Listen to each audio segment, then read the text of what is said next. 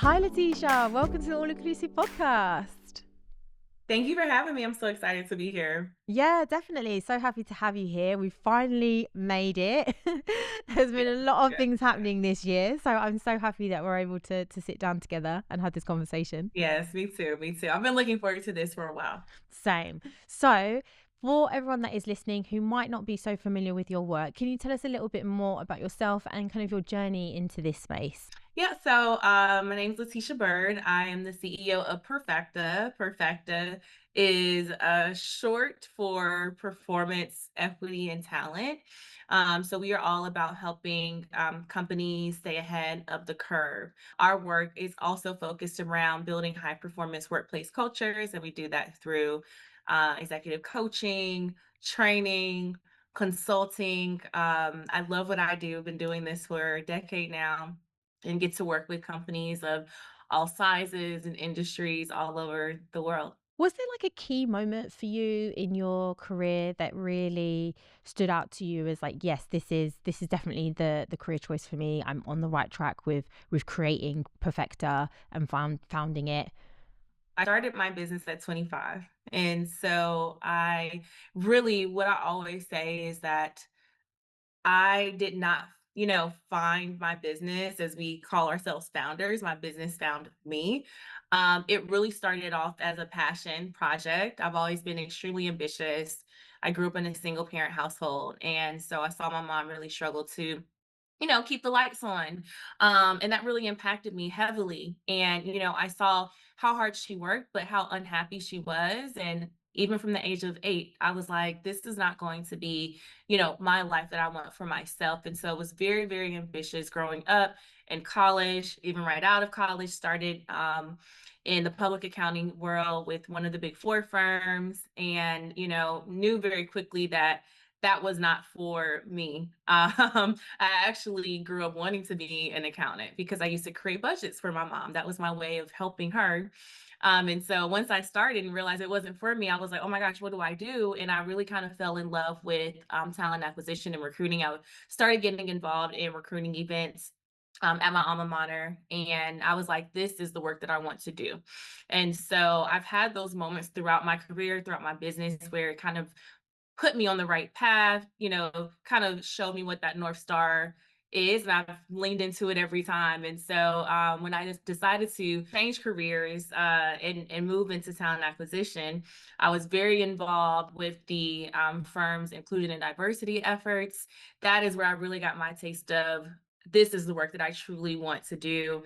Ended up becoming an executive coach. And when I first started my business, it was focused on like leadership development, talent development. I wanted to teach people the ins and outs of what I saw from the inside perspective of being in talent acquisition. But then over a course of a few years, I saw that people actually needed to see the workplace system change, not just them changing their internal behaviors and mindset shifts, which all of that is important. But I realized you can't outcoach a toxic work environment. And so with that, I decided to really shift my focus to supporting organizations from, the internal processes and systems and strategies that people really could thrive in. And so that was really the birth of Perfecta. Oh, that's awesome. I love the saying that you just mentioned there, like you can't coach a toxic work environment or out coach a Yeah, toxic work environment, right? Like it's so yeah, true. So true. yeah. I know a lot of leaders keep saying now that the environment that we're in is today just feels completely like heavy, it's fast, it's unpredictable. So, what do you feel most different when it comes to leading people and creating these and building these high performing teams now? Yeah, yeah. This year has been a really, tumultuous year. Many of our clients and companies we work with are navigating a lot of change, whether that be restructuring, going through layoffs, going through, return to office mandates, but what I'm seeing societally is, we are in a mental health like crisis, right?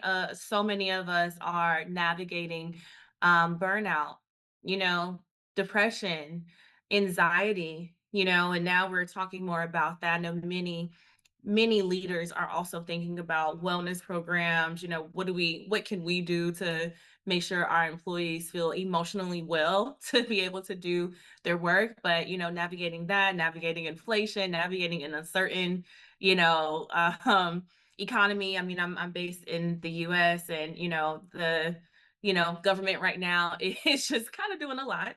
Um with the price of everything rising, right? And, salaries, compensation is not going up. There's just so much that is happening. And so it's just this is the most challenging time that I have seen in this work. Of course, we dealt with DEI rhetoric and policies, at the beginning of the year that are still kind of carrying into, the end of this year. But this has been a very, very uncertain year. Everyone is navigating a lot of change and uncertainty. And so, I really just try to be that anchor, that guide. But I would be lying if I said that it was easy right now Mm. for us. Yeah, no, I totally get it. And you touched on like employee well-being. Like we was just at LinkedIn the other week for a global well-being roundtable, and yeah, all of the Yeah, leaders in the room, a lot of them were just really emphasizing the importance of your organization's employee well-being strategy, because it is so heavily linked to the performance of your teams.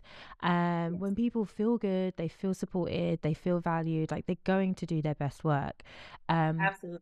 it's a lot easier said than done. Like, don't get me wrong, there's a lot of elements to that and to getting it right. For you, what are you seeing as, I guess, where are leaders experiencing the most pressure now? Where I'm seeing leaders experience the most pressure, there's so many things that I could say. Um, it's doing more with less. Mm, Doing more with less. Um, because there is so much change happening right now, there's a lot of competing priorities. Um, and it's kind of, disguised as like, this is the direction, this is the North Star. But what I'm seeing is that leaders are being, pressured to lead with less resources, less capacity, but also less clarity as well, right? Especially, when it comes to thinking about the new year, many leaders are kind of waiting for direction from, their superiors on how do we move forward? How do we, right? And so many companies are still really just trying to figure it out. And so that can be quite challenging when they're navigating a lot of change, not as much direction, less resources, less support, especially for those middle managers, which I'm very passionate about. I think middle managers are, one of the most important aspects of a workplace environment, because they really are those like first line to employees, and they oftentimes are the middle person between, the executive leadership team and then the employees. Those managers for sure need more support, training, coaching, development, because they are definitely, feeling the pressure. for sure, especially those managers that have teams that are really high performing, right? Because I think Yes. when there is change, when there is a little bit of chaos going on in the background, I feel those high performers are the ones that everyone's looking at to continue pushing through. What are you seeing with the hidden pressures that these high performing individuals are facing? What does that look like? It's quite challenging because high performers are the ones that are, struggling probably the most, because they are so used to carrying the load, to carrying the weight, that, there is not necessarily someone else that they can necessarily like lean on or talk to. It's just that is the expectation. Like, oh yeah, Natasha will take this on. She can take on this project, right? Especially for those organizations that are going through like restructuring or layoffs, right? And so I really see them as the ones that are carrying the emotional labor, that are carrying the operational labor to really kind of keep that engine running without the title, without the raise. They're just getting more responsibilities, piled onto them. And so there's a term called quiet promoting. And so, that's when someone gets, new jobs with no title, no pay, just because they know that they can handle it. They know that they can handle it.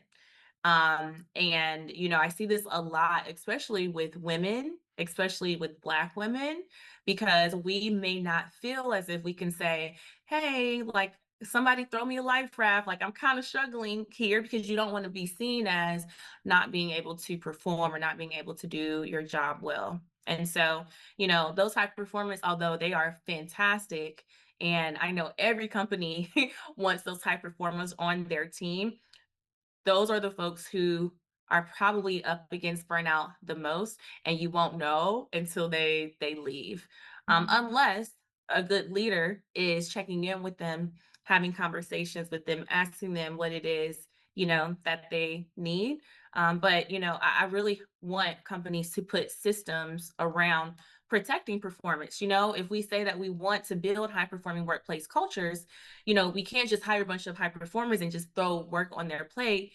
We need to put healthy systems in place so that folks can really show up and work at their highest best self. Yeah, we definitely got to create that environment that in order to really Yeah. maximize their potential and allow them to really thrive and feel well in doing so at the same Mhm. time. I know you have recently put together a performance pulse check, which Yes, yes, I yes. think is awesome. Yeah. Which really does tie in quite well in what you have just spoken about this quiet quitting, about these high Mhm. performers being under pressure, carrying this load. For all of the leaders out there, can you tell us a little bit more about this pulse check? Because I think it's so important. I think it's going to be so useful for leaders to kind of really spot some of these things happening within their own teams. So I'll start by talking about why do we call it a pulse check? Because this is something where we want anyone, a leader, employee, executive leader, right? We want someone to be able to read this guide and check their culture right there, like right then and there. And the reason why this is so important is because many companies have, say, an annual employee engagement survey, an annual belonging survey, right? But what are those checkpoints, throughout the year, throughout the months, throughout the weeks or days? Because if you wait until annual to see how the culture is doing, you're already going to be behind. When you think about a pulse, right? Like, we have a heartbeat, right? That's beating, our heart's beating, every second or minute or whatever. If you wait until once a year to go to the doctor to check your heart, like, that's not going to be good enough, right? You have to keep a pulse, or just know um, where your health is at any point in time. With the rate in which companies are moving, we're really experiencing, and I'm just throwing this out there, I really feel like we're experiencing, say, a year in a span of like 3 months with the amount of change Mm. uh, that companies are people are navigating right now. Time is moving very quickly, and so we put this pulse check guide together, so that anyone can just do those quick checks, right? Um, and so I'll tell you about it. It's based on the 5 C's. The first one is clarity. Clarity and vision, specifically.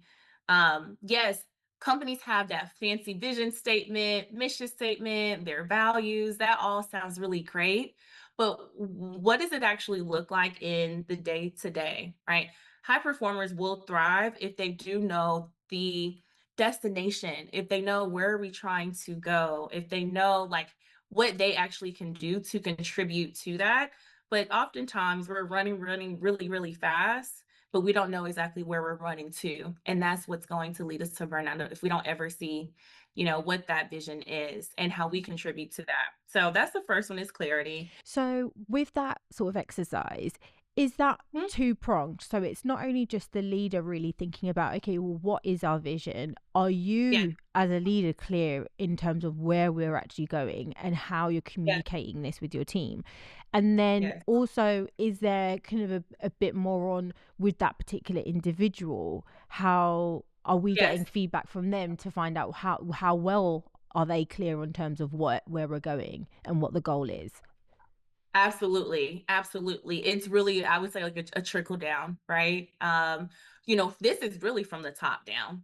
Mm, The top leadership, executive leadership team has to be able to communicate that vision of where the company is going. And then when you trickle it down to, say, department heads or function by function, it would be phenomenal if every leader knew what their team was actually doing to contribute to that vision.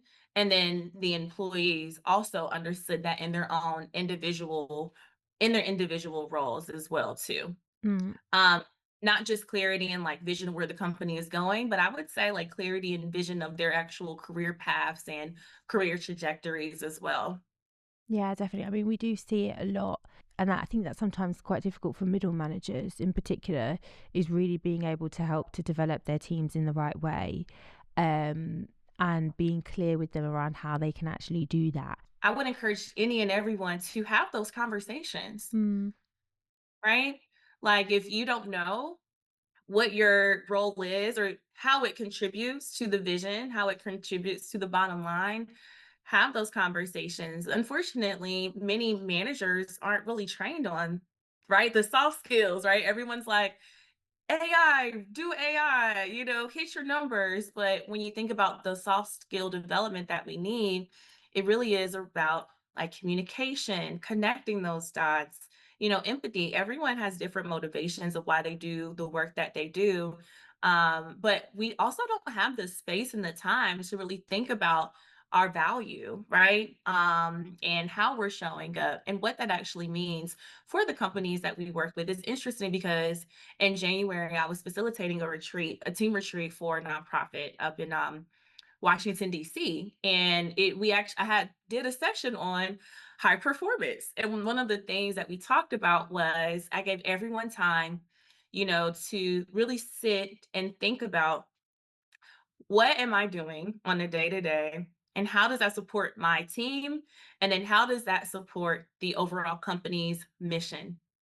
And for some folks, it's much, much, much easier, especially if they have those metrics or maybe if their role is a bit more visible. But I remember one person in particular, after that exercise, she works in operations and she says, I never really felt like I understood or recognized my value because I'm so busy supporting everyone kind of, behind the scenes yeah, yeah. that I didn't think about how me supporting them supports their work, which supports the mission of the company. And so, really, if we give folks the time and space to think, have the conversations, but also give them that clarity that they need, that is really going to shift someone's perspective in terms of how they want to add value. If they see how they add value, I think that that's going to be a huge, huge, huge benefit for teams to really focus on if they are struggling to see their teams actually like take ownership of their roles, and to not just work hard on the task but like understand the why behind it and the impact. Yeah, definitely is. But it's always nice to know that you're contributing to the bigger picture, right? Yes, yes, yes. Yeah. So that was one, C1. That was one thing. We've I got feel like four we could do a more. whole conversation about that one. Oh my gosh.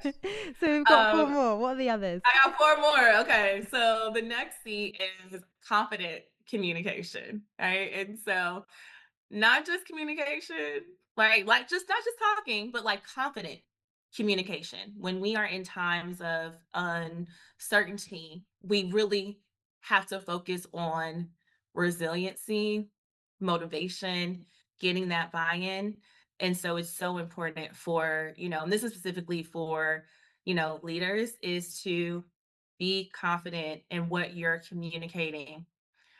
This is where, being clear is kind. I know I've heard that before. Mm, Um, Not contributing or bringing in any confusion or misalignment. And so being confident in how you communicate, being transparent, being intentional, right? Not just like the corporate jargon, but really talking to people as humans. Sometimes we do miss that because employees can kind of see what's going on. And what I oftentimes tell leaders is that, it is up to you to define your culture, be intentional about it.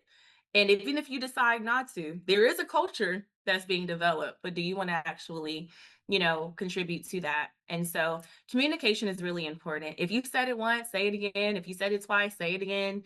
Have a communication strategy. Have a way to create a feedback loop. So as new updates are rolling out, employees can respond to that, somehow, some way, whether that be through a survey, having managers do check-ins with their teams, having those communities like an employee resource group to also have those conversations about the change, but not communicating on the change does not dismiss the fact that employees are actually navigating it, in the company. So the more we can communicate, even if we say, look, we're still figuring this out, this is challenging. Addressing the elephant in the room too, right? Like this is Yeah. hard. We're going through a lot of change right now. We will get through this. This is what we're doing on our end. But stay tuned. We're going to have some updates for you all, say in a month, right? Or in a couple of months. I found that at the beginning of this year, many organizations were kind of navigating this, anti-DEI rhetoric. And what do we do? Do we keep it? Do we reframe it? Do we rename it? Do we, right there? Yeah. I mean, even for the companies that were saying, hey, we're still committed to it because there was so much being communicated in the news, employees still felt really unsure. And it's Mm. like our clients were frustrated because they're like, we keep saying we're committed, but our employees are saying, well, are you sure? Are we still doing this? And so this is where that regular communication is going to be extremely important, continuing to communicate and communicate clearly.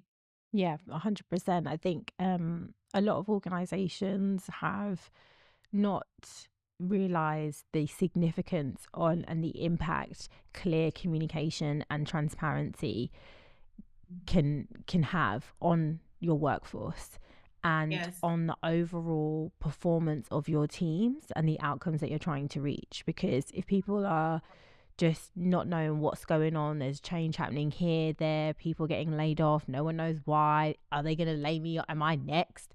Like, it's just exactly. all of that worry and stress is, it's a lot.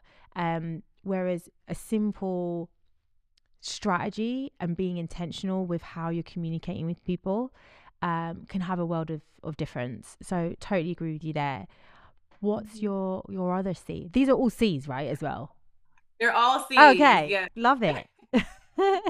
I love alliteration. That's something I've Mm. always just gravitated towards. Again, with communications, easier to remember. So the next C is credibility, credible leadership specifically. If ever there is a question or there's something unclear about a company's culture, employees are going to first look to their leaders, right? And so, again, I've said this and I'll say it again. I say this all the time. Culture is not just what lives and breathes on your employee page, right? It's not just your employee value proposition, but it really lives in the day to day. And so, even for those leaders who maybe aren't sure if and they're waiting for direction from their executive leadership team on the vision. What we always can do is make sure that we are living, breathing, and showing those values, company values, day to day in the work, right? So at Perfecta, our values are teach. That's our acronym. Teach, trust, excellence, authenticity, collaboration, and heart. Right. And so we always will go back to those values and talk about what those values look like in action. This is a practice I encourage every single one of our the companies we work with to do is, hey, we see your values on the website, but like what does it actually look like in the day to day? How can employees and leaders really role model those values? How are we actually holding teams accountable to showcasing those values day to day, right? And so if we say trust is one of our values, that means that we need to be honest. Mm. That means that we need to be reliable, right? If we say that authenticity is one of our values, what are we actually doing to create an environment where folks can show up as their authentic selves? So, credible leadership is really about just modeling those values day to day because employees are going to first look to those around them. And again, this isn't just for like leaders or managers, this is even for any and everyone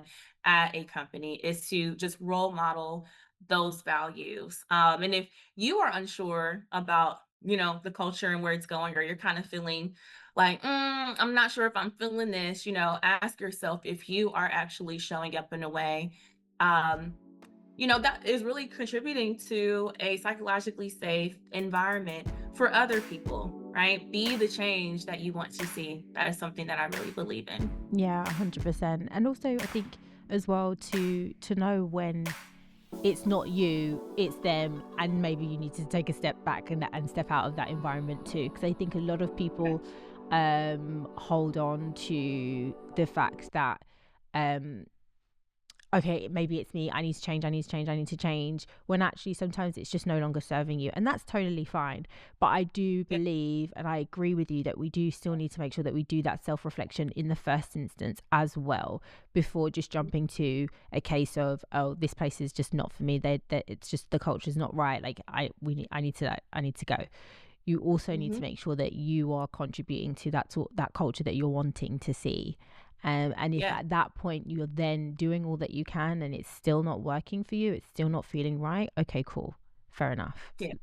Yes, I totally agree with you, Natasha. When I was, coaching, I started a coaching community called Career Chasers that I scaled and ended up selling that last year. But I used to tell the ladies in that community, I want you to do everything you possibly can, so when you leave this place, you can say, "I tried and I did my absolute best."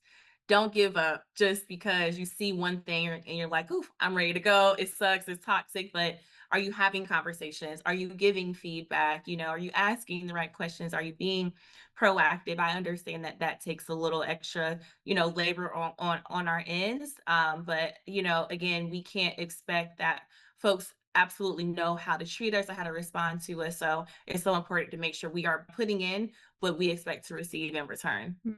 That's awesome. So we have clarity, confidence, credible leadership. What are your last two? So the last 2 is connection, so connected teams, and then change readiness. So, Awesome. um, yeah, connection, I mean, performance is not sustainable without belonging. What I am seeing this year is that belonging is the center of what holds us together, of what gels teams together, of, really creating that space for collaboration and innovation. And so, as organizations, if they decide they want to shift DEI, what have you, it's still going to be psychological safety, the feeling of it being there or not, is still going to be something, whether it's defined, that will impact performance. And so the more organizations can focus on building that community and connection with the employees, the better it's going to be for teams to show up energized, aligned. Otherwise, you're going to have folks just kind of quietly checking out because they're like, yeah, I don't feel connected. I don't feel safe here. I don't feel like I belong here. And so I'm just going to do the bare minimum and I'm going to bounce when the right opportunity comes, or I'm just going to silently hide under, the radar. And then that last C is the change readiness, which is a huge, huge, huge one that, I'm really seeing organizations need to focus on, just to say, like, are we actually ready for the change that we're putting our employees through, right? And so, change, there's change management. Like, I encourage every HR leader to go through a change management course to understand that navigating change is a skill. Mm. Building resiliency within a team, within a culture, is something that has to be intentionally developed, right? If a company is saying, hey, we're going to have a return to office mandate and everyone has to be back in the office in 3 months, that's going to change lives. That's going to change how people live day to day. It's going to impact Mm. their families. It's going to impact everything that they do, not just at work, but at home. And so our organizations ready to support the amount of change they are putting their employees through. So change readiness is a huge, huge, huge one. And I think one of the top ones that I see, if companies want to get high performance right, especially leaning into 2026, this is something that they absolutely have to focus on. Yeah, literally, that was you've taken the question out of my mouth. Like I do think, yeah, change management and is going to be such an important element, and it's a skill set I think Yes, it that is. many leaders kind of take for granted, and it's really something that in the way in which our world is ever changing, you need to make sure that you've got to grips with and you can do well, because those leaders that do are smashing it, like they're hitting it out of Yeah, the park, right? They're creating the cultures that people want to be in, their teams are performing really well, like it absolutely. just all makes sense. Letitia, Yes. thank you so much for sharing these 5 C's with us. Your performance pulse check, all of these 5 C's are kind of fully detailed in the check. It allows for leaders to really go in and work through all of these 5 C's for Yeah. themselves and for the organizations that they're working in, what it actually looks like in practice for you. How can you put this in place, and really kind of work through all of that?